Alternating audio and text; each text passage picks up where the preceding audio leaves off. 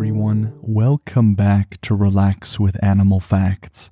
I am Stef Wolfe, and today I'm going to be learning with you about our furry, scaly, or possibly even slimy friends. And in today's case, it is definitely going to be a feathery friend of ours because we are covering the oh so wonderful wild turkey.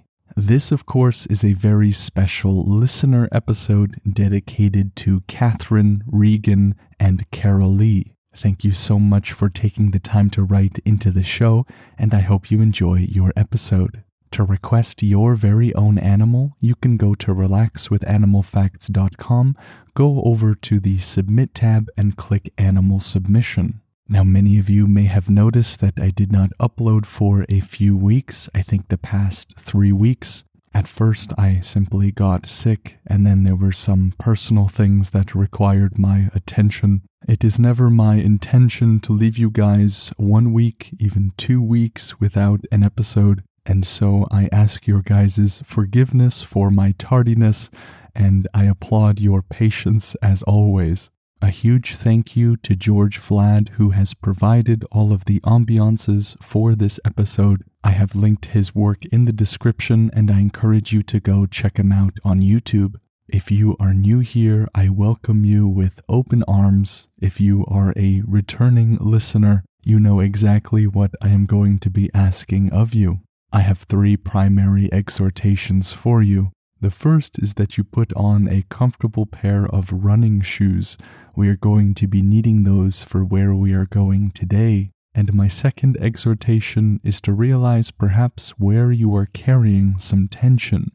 Is it in the head, the neck, the shoulders, the legs? No matter where it is, my exhortation to you is the same. Do your best to relax whatever you are tensing. It can be challenging to relax or to sleep when we are stiff as a board. You can even bring up some Jell-O, choose a flavor that you like, strawberry or maybe green apple, and do your best to imitate it. Really try to be the Jell-O here. And the third thing I encourage you to do is to give your mind permission to wander and journey with me into a forest in the United States where the wild turkey resides.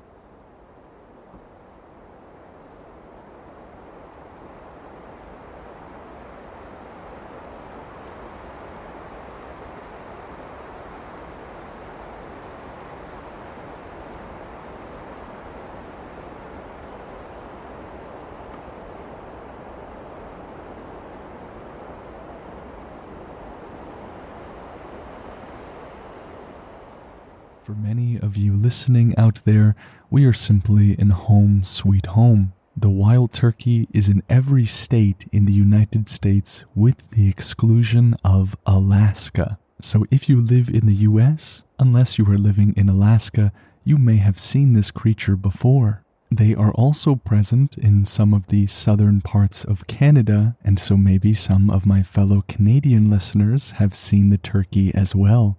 Now, the name wild turkey is its common name. Its scientific name is Meleagris gallopavo. Meleagris is a Latin-specific epithet that when translated means something like spotted like a guinea fowl. The gallopavo part of their scientific name is simply the name for the turkey in the Latin language. And so an ancient Roman would have known this creature as a gallopavo. This creature will range from between 2 feet to 3 feet depending on if they are males or females. They will weigh from between 5 to 20 pounds, which is a significant weight given that they are birds. Remember, the greater flamingo, those huge flamingos that you can see in different parts of the world, weigh a maximum of up to 8 pounds. And so another bird weighing 20 pounds is not a small feat. Their wingspan is between 49 to 56 inches, and their length is 43 to 45 inches. They are decently sized birds. Their native area is, of course, North America, and they will live from between 3 to 5 years of age. This creature, especially here in the Western world, is very recognizable. Of course, a big reason for this association has to do with Thanksgiving. This is a holiday that is both in the US and in Canada, though about a month apart. But remember, here on Relax with Animal Facts, we are big champions of the ordinary. Many of us might be aware of the turkey's existence, but it is a creature that has become so common to us that we perhaps have really underestimated how special they really are. And so maybe we can learn some things you never knew about the turkey. On a single adult wild turkey, there can be up to 5,500 feathers on average. On males, that will include 18 tail feathers. The feathers have a quality of reflecting light and gives it that characteristic sheen that they have. And there are only 2 species of wild turkey in the world. There is one in North America and one in Central America known as the ocellated turkey. But in the North American wild turkey species alone, there are 5 distinct subspecies as well. The differences manifest themselves as a variety of color patterns. They may not be extraordinarily different, but they are different enough to warrant different categories as different subspecies. And in addition to having different colors, wild turkeys also see in color and have very good daytime vision. When comparing it to our eyesight as human beings, they have about 3 times better an eyesight. Their visual field comprises 270 degrees, giving them a tremendous field of vision. But just like us, their vision gets worse when it is nighttime. They don't have some kind of night or dark vision, and so darkness is not a friend to their eyesight any more than it is with us. So it is going to be during the day that they do the majority of their feeding. These are diurnal creatures, meaning they are awake mostly during the daytime. And a surprising fact about them is that they are omnivorous. Many, I imagine, assume that the wild turkey is a herbivore, meaning they eat exclusively plant material. But while most of their diet surely is grass and grain, they will also eat things like nuts, berries, insects, and small reptiles too. I personally, while I have seen wild turkeys in real life, have never seen them eat small reptiles before, but that is pretty cool. They will mainly eat during the early mornings and the evenings, and I am happy that their diet stops at small insects and reptiles, because turkeys have some pretty powerful legs and can run up to speeds of 25 miles per hour. Now, that for everyone else in the world is 40 kilometers an hour, that is pretty fast, but that is just their ground speed. When they fly, they can reach a top speed of around 55 miles per hour. That's close to 90 kilometers an hour, a speed that I wouldn't have thought possible for this bird. Now, there are some turkeys that are domesticated, of course, and maybe this seems unintuitive because you never see those birds fly. But that is because they are bred to be heavier so that they can provide more meat, and so they feed them much more than normal wild turkeys would eat, and they then lose their ability to fly. Mass or weight matters when it comes to speed and flight. They can, of course, still run when they are that heavy, but they are not going to be flying that 55 miles per hour or that 90 kilometers per hour like the wild turkeys do. So these creatures are pretty fast. That has already blown my expectations out of the water. A wild turkey will live on average from between 3 to 5 years old, and the oldest known wild turkey lived to about 13. 13 years old for a turkey is very impressive. And let's move on to some of that wild turkey behavior that we know and love. The first is that characteristic gobble gobble. I remember when I was a kid and I would see a group of turkeys, Whether they were domesticated or wild, I would try to imitate their gobble so that they would gobble back. And while my gobble gobble impression probably didn't reach more than 200 meters away, a wild turkey's gobble can be heard up to 1 mile away, which is about 1.6 kilometers, or 1,600 meters. This gobbling is the main way that they communicate, at least the main way a tom communicates with his harem of turkeys. So the males are referred to as toms and the females as hens. So when a tom starts to gobble gobble, it is telling all other toms where their territory is and to stay away. And that characteristic flap of skin that hangs down over their bill is called a snood, an absolutely wonderful name for an anatomical structure. And the snood can change color, shape, and size depending on what they are doing and even upon their mood. Whether they are angry, happy, fighting, courting, that snood might be a different color. And that kind of color can extend to their heads as well, which can be white, pink, red, or even blue. So those fleshy facial wattles that they have and those shiny bald heads can change color with their excitement or with other emotions in mere seconds. That is so cool. We got little chameleons over here, but they are not using these colors for camouflage or anything like that, but it is rather an indicator of what's going on.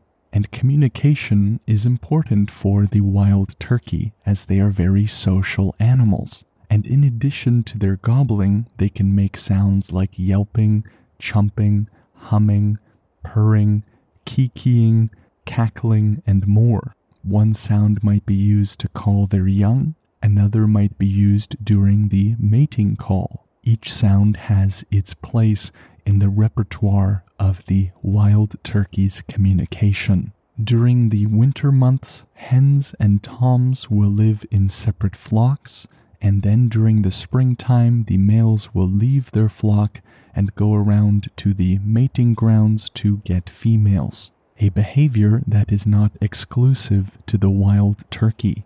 When new baby turkeys are brought into the world, which are called poults, they will be born with feathers and can reach independence very quickly. This earns them the distinction of being precocial. One way that you can determine the age of the wild turkey, though with not the greatest amount of precision, is by looking at those bundle of feathers that are sprouting from their chests. This bundle of feathers makes them look like they have a beard, and so they are known as turkey beards.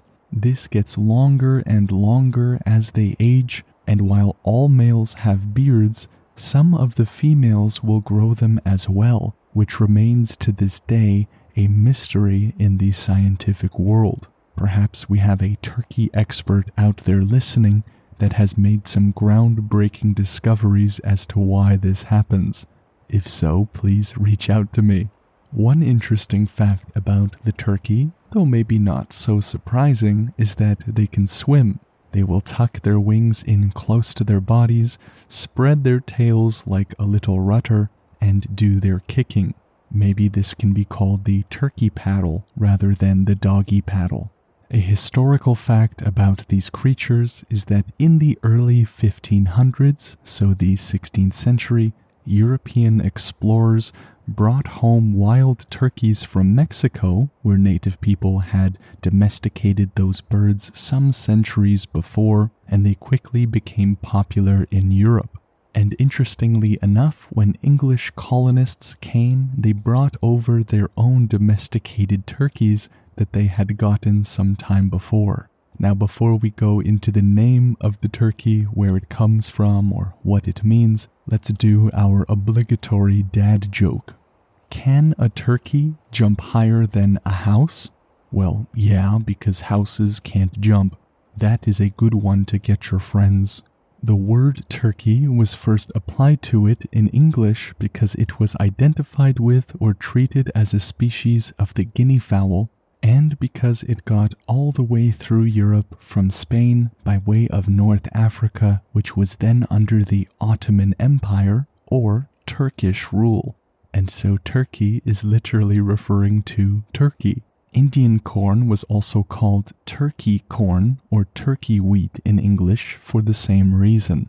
I don't know why we didn't call it the turkey bird, or maybe we did. And so in addition to the turkey, we also called things turkey corn, turkey wheat, and maybe there are some other things as well. That is pretty cool. And now let's go to the review of this episode. This review was written by Snooze, who wrote all the way from Canada. And Snooze writes, "Relax with Animal Facts is so good.